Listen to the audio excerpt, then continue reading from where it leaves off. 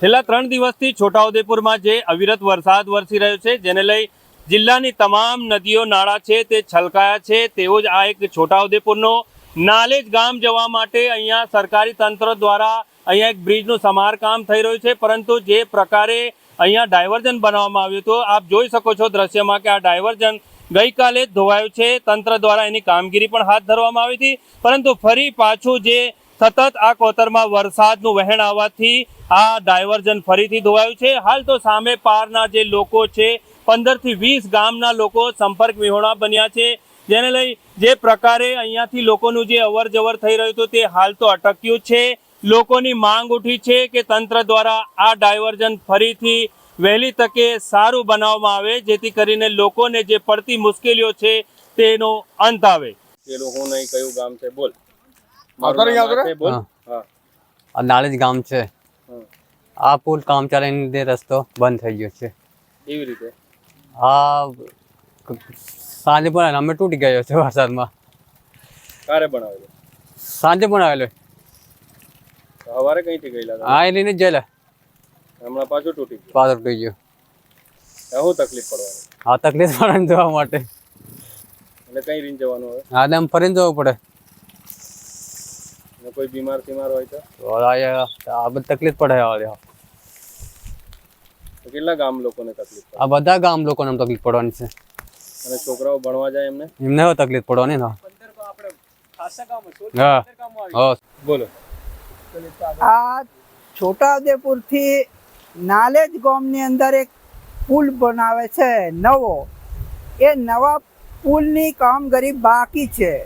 એના માટે નીચે એક જવા માટે રસ્તો બનાવેલો છે, એ વારંવાર તૂટી જાય. આવતીકાલે પણ બનાવ્યો રાતે, તો ફરી પાછો તૂટી ગયો.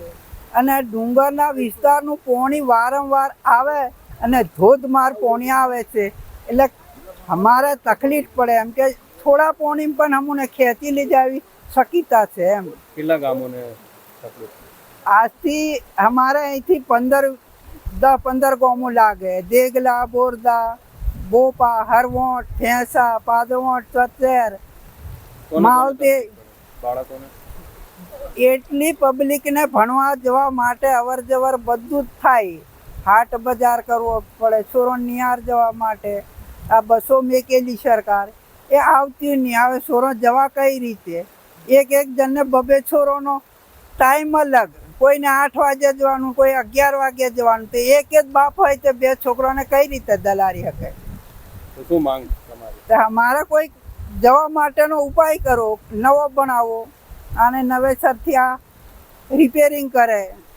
કંઈ આગળ પાછળ કંઈ માટી કે કોઈ પથ્થર મૂકીને કંઈ નાનું મોટું સાધન જાય એવી અમારી આશા છે. બીજું તમે શું છીએ? મારું નામ છે રાઠવા મેહુલકુમાર જોગીભાઈ. જોરથી બોલો જરી. રાઠવા મેહુલકુમાર જોગીભાઈ, ઓડિયાંબાનો છું મેં. શું થયું સાહેબ? અહીંયા તો કાલે બી આ તકલીફ હતી ને આજે બી ફરીથી પાછું બધું રિપેર કર્યું હતું ને તે બી બધા ભૂંગળા તૂટી ગયા ને હવે આ રસ્તામાં બધાને અવર જવરમાં તકલીફ પડે છે ને આ ફરીથી પાછું આજે બીજા દિવસે તૂટી ગયું. એટલે શું તૂટી ગયું? આ છે નાળું આપણે ડ્રાઇવિઝનનું બનાવેલું છે બધાને જવા માટે. હવે સવારમાં બધા ઉદયપુર જતા રહ્યા, હવે પાછા રિટર્ન ઘરે આવવા ને તો અમારા રસ્તાની કોઈ એ નહીં, તો તેજગઢ રહીને ફરીને આવવાનું થાય તો 20 થી 25 કિલોમીટરની દૂરી પડી જાય છે. અને કોઈ બીમાર હોય તો એ બી તકલીફ છે. હમણાં અહીંયા અમારા ગામમાં એક મયત થઈ ગયેલું છે, તે બી આ માણસોને બહુ તકલીફ પડે છે ઓડિયાંબા ગામમાં. હવે બધા લોકો ક્યાંથી જવાનું ને ચાલતા આવે છે ને બાળકોને તો વધારે તકલીફ છે. હમણાં એક આપણે પુણ્યવટ પ્રાથમિક આપણે પેલી સ્કૂલ છે એમાંથી બી બસ હવે તેજગઢ ફરીને આવે છે ને આ બાજુના બાળકોને સ્કૂલે જવાની બી તકલીફ પડે છે. શું માંગ તમારી? અમારે તો હવે શું કરવાનું, આ તો વહેલું થતું બની જાય બ્રિજ તો સારું કહેવાય. તો હા હવે આ બંને તકલીફ છે. હવે અમારે બી અહીં ગાંધરિયા ડેમ ભરાઈ જશે, એ બી વધારે ઓવરફ્લો થશે તો 2 નાળામાં તકલીફ પડે છે. તો પછી અમારે તો ઉદયપુર જવાનું ને કે ગમે તે સ્કૂલો છોકરાઓને બધાને તકલીફ છે. શું નામ તમારું? મેહુલ કુમાર.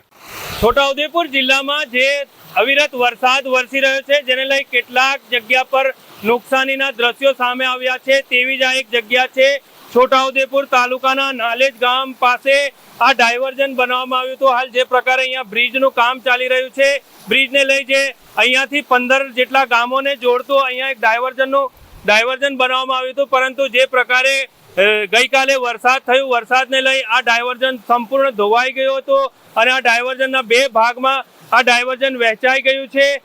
ડાયવર્ઝનને લઈ જેટલા 15 થી 20 ગામોના લોકોને મુશ્કેલીઓ વેઠવાનો વારો આવ્યો છે. તંત્ર દ્વારા અહીંયા ડાયવર્ઝન તો બનાવવામાં આવ્યું, પરંતુ જે પ્રકારે અહીંયાના લોકો હાલ તો મુશ્કેલીનો સામનો કરી રહ્યા છે અને લોકોને 15 થી 20 ગામના લોકોને હાલ મુશ્કેલીઓનો સામનો કરીને અહીંયાથી પસાર થવા પણ આ ડાયવર્ઝન જે નાળાના અંદરથી પસાર થવા લોકો મજબૂર બન્યા છે. તંત્ર દ્વારા અહીંયા વહેલી તકે આ ડાયવર્ઝનને રિપેર કરવામાં આવે અને ફરીથી લોકોને અહીંયાથી અવર જવર કરવા માટે રસ્તો બનાવવામાં આવે તેવી લોકો માંગ કરી રહ્યા છે. રફીક મકરાણી, નિર્ભય ન્યૂઝ, છોટાઉદેપુર.